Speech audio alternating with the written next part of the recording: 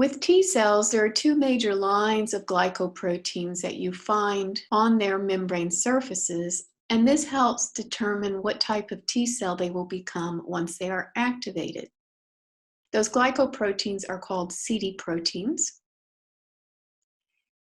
The CD4 proteins are going to be found on cells that, once activated, will become helper T cells or regulatory T cells. CD4 T cells will recognize MHC class II. If this is a CD4 T cell, this would be the CD4 protein, and this gray, dark gray structure represents the MHC, or major histocompatibility complex. Notice that the CD protein binds to the MHC, so you can see this binding occurring right here. And that binding has to happen during activation.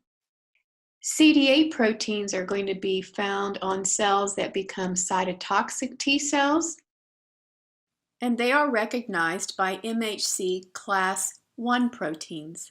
Remember that MHC class I proteins are located on all cells that have nuclei, so all nucleated cells, whereas MHC class II will be located on APCs, or antigen-presenting cells, which are your macrophages and your dendritic cells, as well as B cells. We have talked about a bunch of different types of proteins, so let's go ahead and review. Here's an antigen-presenting cell with its MHC. Recall, antigen-presenting cells can have an MHC class I because it has a nucleus, as well as an MHC class II since it is an APC. So this dark gray structure is going to be the MHC. This is the antigen, the green structure. And this is the T cell with its T cell receptor, which is the structure here.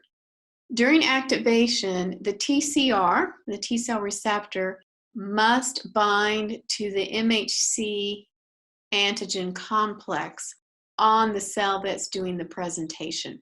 So all of this has to bind. In addition, the CD protein, it will either be a CD4 or a CD8, must also bind with the MHC. That helps tighten up this connection, if you want to think of it that way.